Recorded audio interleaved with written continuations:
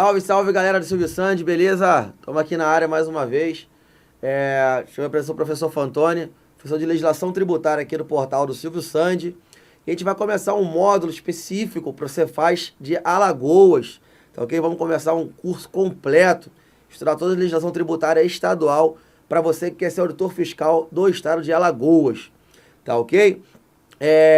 Já começando a falar do assunto de prova, a gente sabe que a competência tributária do estado, ela compreende 3 impostos, né? O nosso querido ICMS, que é o mais famoso aí, o IPVA, Imposto sobre Propriedade de Veículos Automotores, e o ITCD, tá? O Imposto sobre Transmissão, Causa-Morte, Doação, aquele que incide sobre a herança, beleza? E aí nós vamos começar o nosso curso falando do IPVA, tá? Já para a gente ir se familiarizando com os tributos, com os fatos geradores, como é que funciona a forma de lançamento, tributação, as hipóteses de incidência, tá ok? Então, eu optei por a gente começar pelo IPVA, por ser um imposto mais tranquilo, mais leve, tá bom? E aí, aos pouquinhos, você vai se adaptando, ganhando conhecimento. Então, chegar no final do módulo, você vai acabar até se apaixonando por legislação tributária, tá? Isso aconteceu comigo, com outros colegas aí. Depois que você for auditor fiscal, você vai amar esses tributos, tá? Hoje a gente reclama que a gente paga o IPVA todo ano, né?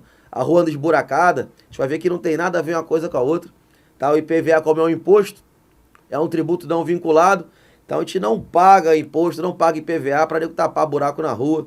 Isso é falta de vergonha mesmo do governador, mas vamos ver as regras tributárias. Isso aí é papo pra chope depois, certo? Eu deixo aí à disposição meus canais, tá? Para vocês mandarem qualquer dúvida que tiverem aí. No canal do Instagram, no Face, no YouTube.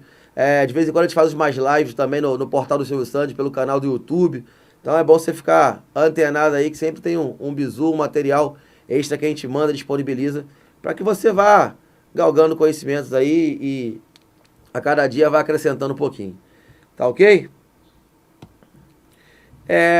Bom, o sumário do nosso curso completo de legislação tributária, que vai ter em torno de 20, 22, 24 horas. Vamos ver como é que vai ser isso aí. Em torno de 20 a 25 horas, tá? Vamos falar um pouquinho do ICMS, tá? Nós vamos falar quando vai ser o nosso próximo bloco, né? Próximo módulo vai ser sobre ICMS. Vamos falar da parte introdutória, as características dele e a parte constitucional. Isso aí é geral, tá bom? Serve para qualquer estado, mas eu tenho que dar uma introdução do ICMS antes de entrar no dispositivo específico da legislação de Alagoas. Bom, depois a gente entra na lei do ICMS em si, com alguns dispositivos do regulamento, tá? Isso é um tema, né? Pra você ver o tamanho do ICMS na nossa prova, né? Depois uma aula específica só de IPVA, que é essa que nós vamos ver hoje. Bom, aula de IPVA, que é a lei 6555, 2004. Depois também uma aula específica só do ITCD, tá? E uma outra aula específica só do PAT. Então dá pra ver que o grosso realmente na nossa prova é o tal do ICMS, tá? Em torno de 60 a 65% da nossa provinha vai versar sobre ICMS, tá ok?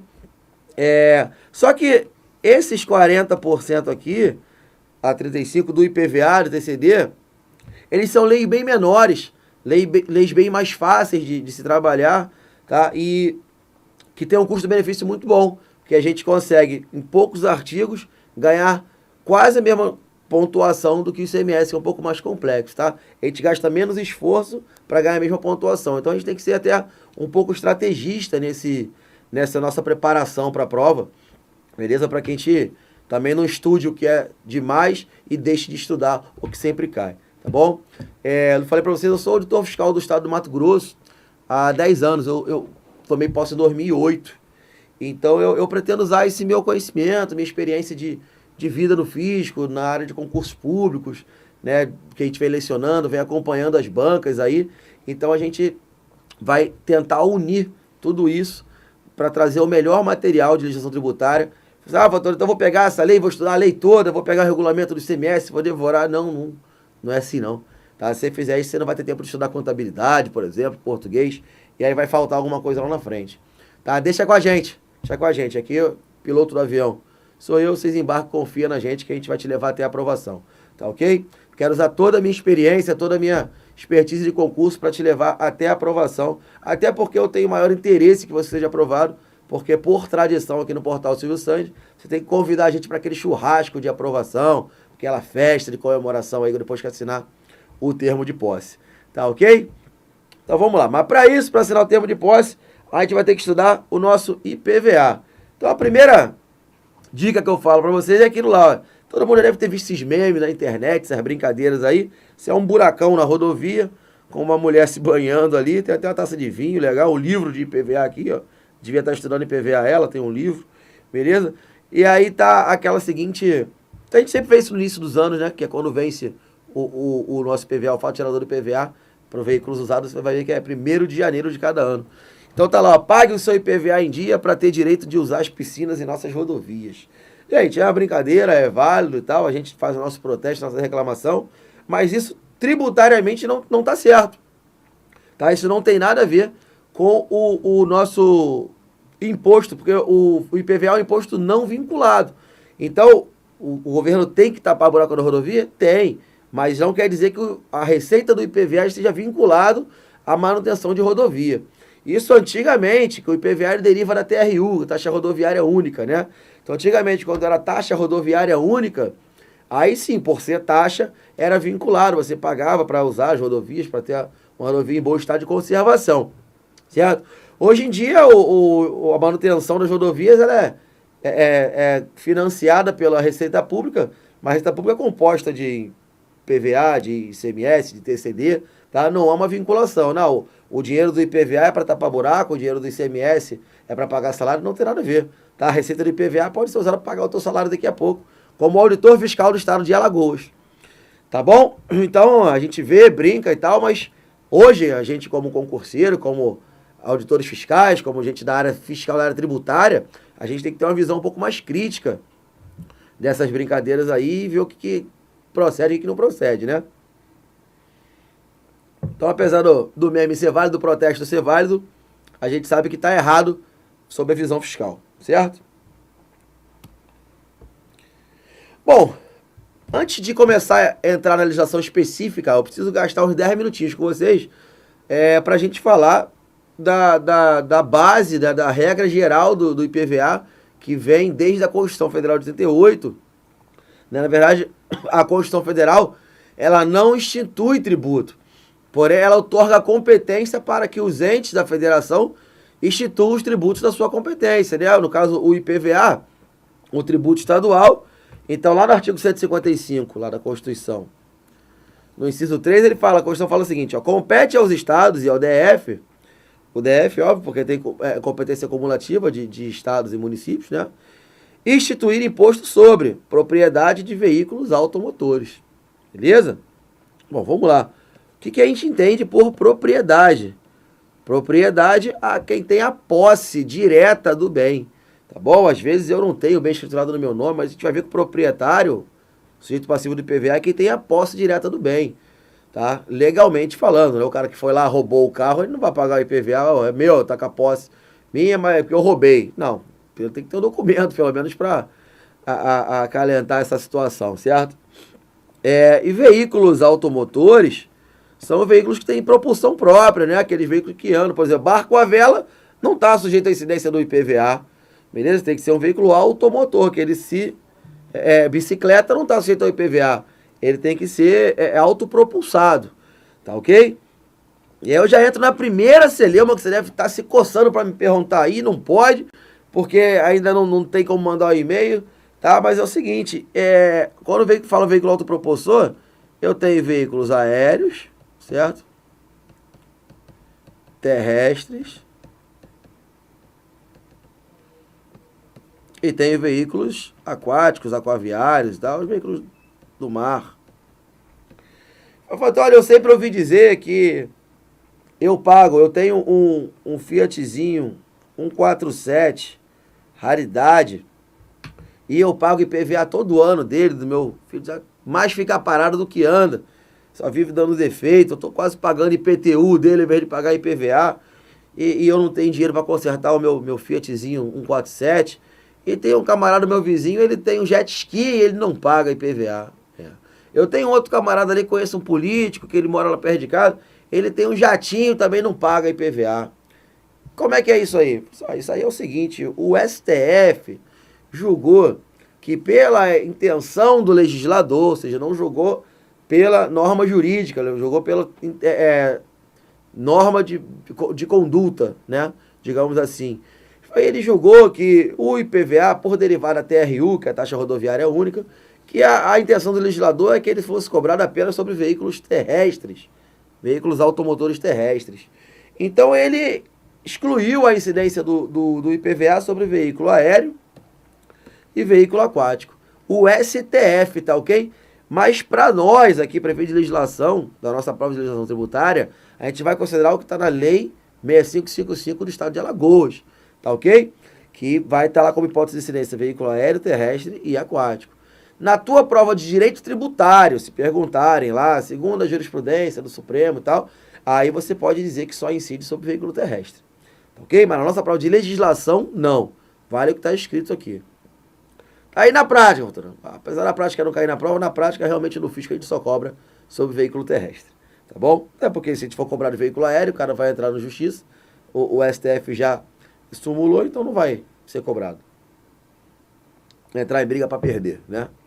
Infelizmente, o IPVA, na visão do STF, não foi feito para fazer justiça fiscal.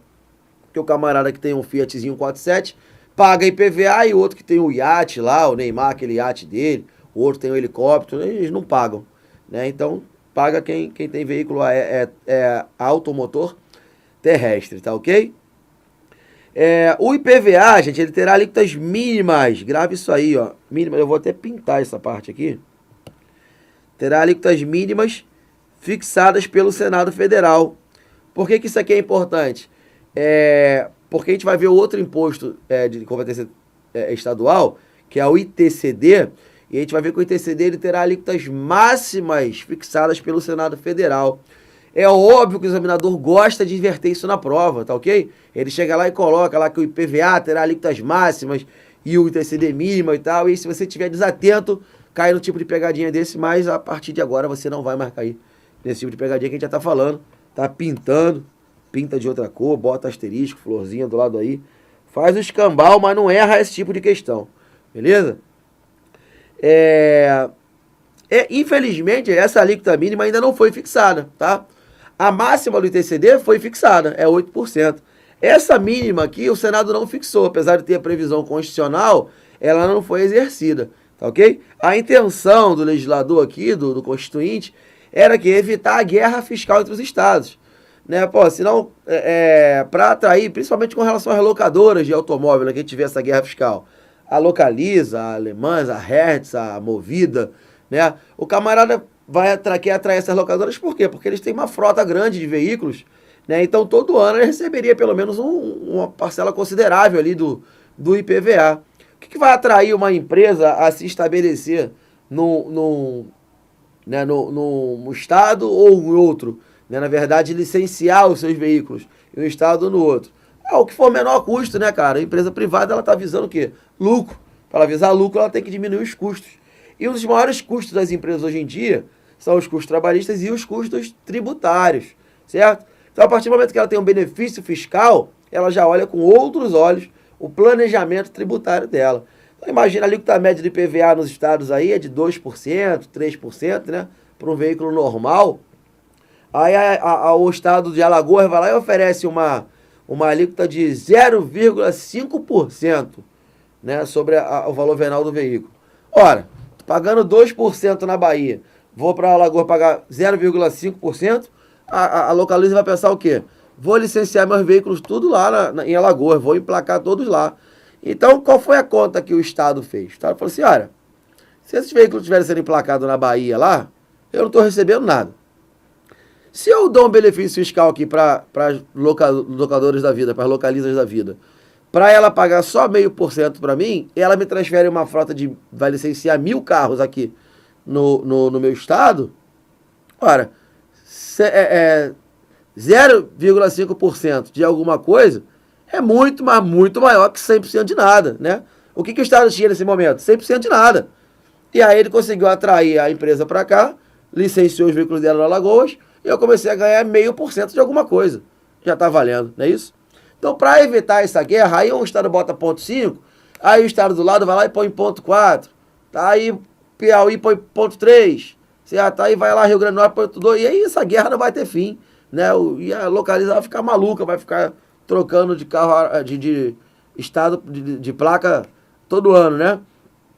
Então, para evitar esse tipo de coisa, a Constituição falou assim, ó, vamos estabelecer aqui uma alíquota mínima, determinada pelo Senado Federal, para que seja encerrada essa guerra fiscal. Porque na guerra vale tudo, né?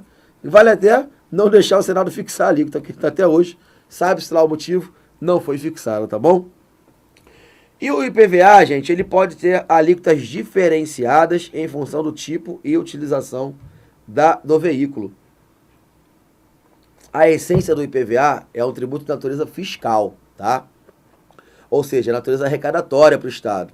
Só que, baseado nesse item 2 aqui, isso é uma forma de utilizar o IPVA com efeitos com finalidade extrafiscal, tá? Isso aqui, na verdade, usar o tributo com finalidade extrafiscal é alterar normas de comportamento, tá bom?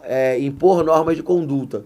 E não só simplesmente arrecadar tributo para o Estado. Quando ele fala que a alíquota pode ser diferenciada em função do tipo e utilização, imagina que eu compro um carro, né, para mim, um carro esporte para eu andar por aí pela cidade, tudo. É passeio fiscal, a gente não vai ter dinheiro não, mas vai ter crédito na praça, viu? Você pode parcelar o carro em 10 anos aí que você não vai perder seu carro, tá? É bom demais ter o governo como patrão, beleza? Vamos dar o gás aí, se dedica que vale a pena. E aí eu compro um carro esporte para mim, para eu ficar viajando aí, vou comprar uma minivan, né? O carro cabe 7 pessoas, tudo. Para quê? Para eu viajar, um carro meu, aí para eu ter mais conforto. Ao passo que se eu comprar esse mesmo carro para, por exemplo, colocar ele como Uber, para servir de transporte de passageiros, eu posso ter uma alíquota diferenciada, posso ter um benefício, tá? Pela utilização do veículo. Isso aí, óbvio, se a legislação trouxer essa previsão legal. Se não, tá só no abstrato. Bom, mas isso existe sim nos estados. Outra coisa, o artigo 58 da Constituição Federal fala o seguinte, que da arrecadação do IPVA, 50%, olha só que coisa linda, 50% do que o Estado arrecada, ele repassa ao município onde está licenciado o veículo. Então, ó, pertence ao município 50% da arrecadação sobre o IPVA licenciado em seus territórios. Então, vamos lá, eu passei por concurso de auditor fiscal em Alagoas, fui morar em Maceió, né? E aí eu comprei um carro novo, que foi licenciado em Maceió, porque é onde é meu domicílio agora. Mas fica tranquilo, não vou fazer prova não, viu? Só vou lá para revisão de véspera, tomar cerveja com vocês e pro churrasco de comemoração. E aí chega lá, o Estado arrecada, tem todo o aparato da máquina pública, uma gerência que cuida do IPVA, faz o lançamento, acompanha a arrecadação, né? Arrecada o IPVA e aí dessa arrecadação ele repassa metade para o município de Maceió. É um dinheiro fácil que o município ganha, né? Mas está previsto na Constituição. Quem somos nós para brigar por isso? Bom, baseado nesse artigo da Constituição Federal, a CESP uma vez perguntou na prova o seguinte, ó. Em que pese a Constituição Federal atribui a repartição da receita de arrecadação do IPVA aos municípios, é correto afirmar que o município, então, tem competência legislativa acerca do IPVA sobre a sua parcela da arrecadação? Certo ou errado, galera? Você colocaria na prova da CESP? Errado. Porque a competência é plena dos estados. O município ele recebe 50% e fica quieto, agradece, manda dar um beijinho no governador e acabou, tá? Ele não tem competência para legislar nem sobre a parcela do município, parcela que ele recebe da arrecadação, tá ok? O município não tem competência legislativa sobre o IPVA. Ah, eu quero oferecer um benefício fiscal aqui da minha parcela. Não pode, tá bom? Diferente do ICMS, que vocês vão ver, o ICMS tem a Lei Candir, que é uma lei complementar federal, que traz normas gerais do ICMS de observância obrigatória pelos estados. Então, toda a lei ordinária dos estados, ela é obrigada a obedecer o que está na Lei Candir, né? O IPVA, por exemplo, ele não tem nenhuma lei ordinária uma lei complementar federal que traça normas gerais. Então, com base nisso aí, os estados têm adquirido a competência plena para legislar sobre o IPVA, tá bom? A falta da lei complementar não tira a competência plena do IPVA. Então, de forma resumida aqui, ó, com base na Constituição Federal, o que você precisa saber? Precisa saber isso aqui, ó, que é um tributo de competência estadual, o nosso IPVA, incide sobre a propriedade de veículo automotor, terá suas alíquotas mínimas fixadas pelo Senado Federal, podendo ser elas diferenciadas em função do tipo e da utilização do automóvel. Tá bom? A receita é repartida meio a meio entre estados e municípios onde está licenciado o veículo. Pega esse quadrinho aqui, galera, imprime ele, põe do lado do espelho lá, cola lá. Aí quando você tiver penteando no cabelo, pra quem tem, né? Eu não tenho. Uma mulherada estiver se maquiando, vai um olho no gato, outro olho no peixe. Um olho no quadrinho, um olho no espelho. Vai se maquiando, vai lendo e tal. Isso vai entrar por osmose. Eu tenho certeza que você vai ter um bom resultado na prova. E aí você vai lembrar de mim. Tá bom? Características do IPVA, então. O IPVA é um tributo direto. Por que ele é um tributo direto? Porque o contribuinte de fato é o mesmo do contribuinte de direito. Tá? Eu gosto de falar das características antes de a gente entrar no IPVA, pra gente ver mais ou menos o jeitão dele, assim, né? O que é isso, gente? Contribuinte de direito é a pessoa jurídica que está elencada lá na lei como sendo o pessoa física ou jurídica, né? Sendo obrigatório a recolher o imposto aos cofres públicos, ok? E o contribuinte de fato é aquele que arca com o ônus tributário, efetivamente, aquele que sente no bolso, tá? O peso do tributo.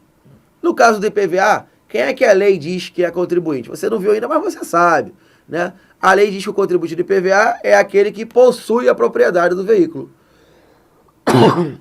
Desculpa. É aquele que possui a propriedade do veículo, certo? E quem é que paga esse imposto? Quem é que sente esse imposto no bolso? O próprio proprietário do veículo. Então, o contribuinte de fato, que é quem arca com ônus, é idêntico ao contribuinte de direito, que é quem recolhe o imposto para o Estado. No ICMS é diferente. Tá? O ICMS é um imposto indireto, nós vamos ver lá na frente. O que é indireto? Ou seja, o contribuinte de fato somos nós, consumidores finais, certo? E o contribuinte de direito, por exemplo, é a empresa que vende o produto para nós. É a empresa que vende, que pratica o fato gerador, que é obrigada a recolher o ICMS ao Estado. Mas ela repassa esse ônus tributário para o preço final da mercadoria. E quem arca com esse ônus tributário somos nós. É um fenômeno que a gente chama de repercussão tributária, tá ok? No IPVA isso não existe. Não existe. O IPVA é imposto sobre patrimônio, gente. Qualquer imposto sobre patrimônio e renda, ou renda, tá? É um imposto direto. Beleza? Ele é um imposto real. O que é o imposto real? Ele incide sobre a coisa, sobre o automóvel. O imposto é vinculado ao veículo. Ele não incide sobre a pessoa. O Fantoni vai pagar X de IPVA, o Silvio Sandy vai pagar Y. Não. Independe da nossa capacidade contributiva. Ele é mensurado pelo objeto que a gente tem, tá bom? E a coisa nesse caso é o veículo automotor. O IPVA vai ter alíquotas ad valorem. Como assim, Vadane? Vai ser um percentual sobre a base de cálculo. O IPVA vai ser calculado aplicando-se um percentual sobre o valor venal do automóvel. Tá? Existem dois tipos de alíquota, né, no direito tributário. Ela pode ser ad valorem, como ela pode ser também alíquota específica. A específica é aquela, é um valor fixo por unidade de medida. Por exemplo, o petróleo. Pega o petróleo lá no Iraque. A tarifa é o quê? $1 por barril de petróleo. Então, pouco importa quanto custa o barril de petróleo. O valor vai ser $1 por unidade, que é por barril de petróleo. Tá bom? Não é assim que acontece o nosso IPVA. A alíquota vai ser 1%, 2%, 3%. Tá ok? É um imposto seletivo, tá? Porque quem tem veículos com valores venais maiores pagam mais imposto maior do que quem tem veículos com valores menores. Tá? Ou seja, a alíquota para veículos de luxo, por exemplo, para embarcação de lazer, são maiores do que as alíquotas para os veículos normais, 1.0 que roda. Então, isso é seletividade. Seletividade é quando eu tributo em função da essencialidade do bem. né? Quando eu tenho um veículo mais supérfluo, digamos assim, de luxo, então a carga tributária é maior sobre ele, tá bom? Quando eu tenho veículos mais básicos para necessidade, não, eu tenho um carrinho 1.0 aqui, só para eu ir para o trabalho e voltar, então a alíquota tende a ser menor, tá bom? Essa é a seletividade do IPVA. Ele tem fato gerador periódico, tá? A gente vai ver que para o veículo usado, né, que é a grande maioria, o veículo só é novo no primeiro ano quando você compra ele. A partir do ano que vem já considera usado. É sempre 1º de janeiro. Todo dia 1º de janeiro incide o IPVA, tá? E a grande parte da doutrina também, se a CESP cobrou uma vez, ela cobrou o IPVA é o imposto permanente. Eu falei, pô, essa característica eu não tinha lido no livro. E aí fomos entender o que o examinador quis dizer. Achamos uma doutrina que fala o seguinte, o IPVA é o imposto permanente porque enquanto existir o veículo, tá, vai existir o imposto. Então todo ano eu tenho veículo há 10 anos já, durante 10 anos o imposto vai existir, vai incidir. Ah, mas eu vendi o veículo continua existindo? Vai continuar incidindo o imposto agora sobre o novo proprietário, tá bom? Ah, mas tem caso que tem isenção para o veículo com mais de 10 anos, mais de 15, mais de 20 anos. A isenção não quer dizer que o imposto não incida, né? A isenção é diferente da não incidência. Na isenção ocorre fato gerador, eu tenho a hipótese de incidência, mas a lei dispensa o contribuinte de pagar o imposto, certo? O fato gerador vai incidir todo ano, enquanto o veículo existir. Então a lei de periódico, pode botar aqui, ele também é um imposto permanente. Tá ok? Com relação à anterioridade, gente. Isso aqui, ó, com relação à anterioridade, tem até um esqueminha que eu fiz para vocês, tá um pouco mais à frente. Vou fazer o seguinte, vou deixar para explicar o esqueminha lá, tá bom? O IPVA é sujeito ao princípio da anterioridade. Só que há uma diferenciação com relação à alíquota, tá? E a base de cálculo. Quando majorar a alíquota ou a base de cálculo, no caso da alíquota, ele respeita a anterioridade anual, ou seja, só pode ser aplicado no próximo exercício, e mais a noventena, tá bom? Com relação à base de cálculo, ele só respeita a anual. Ele não é obrigado a respeitar a noventena. Mas a gente vai ver mais na frente. E o IPVA, via de regra, é lançado de ofício, mas no estado de Alagoas, ele também pode ser lançado subsidiariamente por homologação. Então é novidade, isso aqui eu nunca vi em outro estado, só no estado de Alagoas, tá?